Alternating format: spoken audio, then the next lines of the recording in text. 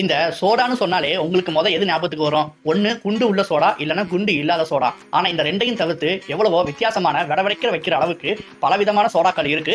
அத பத்தி தான் இந்த வீடியோல பார்க்க போறோம். அப்படி நம்ம லிஸ்ட்ல 2வதா இருக்கிற அந்த வித்தியாசமான சோடா என்னதுன்னா டர்க்கி கிரேவி சோடா. அதாவது வான்கோழி குழம்பு சோடா. என்ன ப்ரோ சொல்ற, வான்கோழியா? அதையா போட்டு செஞ்சிருக்காங்க அப்படின்னு கேட்டீங்கன்னா கிடையாது. இதுல ஒரிஜினலா வான்கோழி சேர்க்க மாட்டாங்க. ஆனா இதை குடிக்கும் போது ஏதோ ஒரு வான்கோழி கிரேவியை சாப்பிட்ட மாதிரியான ஒரு டேஸ்ட்டை கொடுக்கும். அது கூடவே இந்த சோடா கொஞ்சம் ஸ்வீட்னஸாவும் இருக்கும். சரி ப்ரோ, இதை எதுக்கு இப்படி செஞ்சு குடிக்கிறாங்க அப்படின்னு கேட்டீங்கன்னா, இது பொதுவா பெரிய பெரிய விருந்துகள் வைப்பாங்கல, அதோட நிறைவு பகுதியில இந்த சோடா வழங்குவாங்க. ரொம்பவும் லிமிடெட் எடிஷனான ஒரு சோடா வகையில இதுவும் ஒண்ணு. ஆனா இப்ப பாத்தீங்கன்னா நிறைய பேர் இது வெறும் வேடிக்கைக்காகவும் யூடியூப் வீடியோல சேலஞ்ச் பண்றதுக்காகவே வாங்கி குடிச்சு ரிவ்யூ சொல்றாங்க.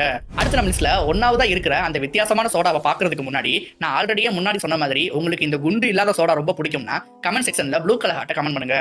இல்ல ப்ரோ, நமக்கு என்னைக்குமே குண்டு உள்ள சோடா தான் ரொம்ப பிடிக்கும் அப்படின்னு ஆளா இருந்தீங்கன்னா கமெண்ட் செக்ஷன்ல ரெட் கலர் ஹார்ட்டை கமெண்ட் பண்ணிட்டு நம்ம வீடியோக்கு லைக் போட்டுருங்க.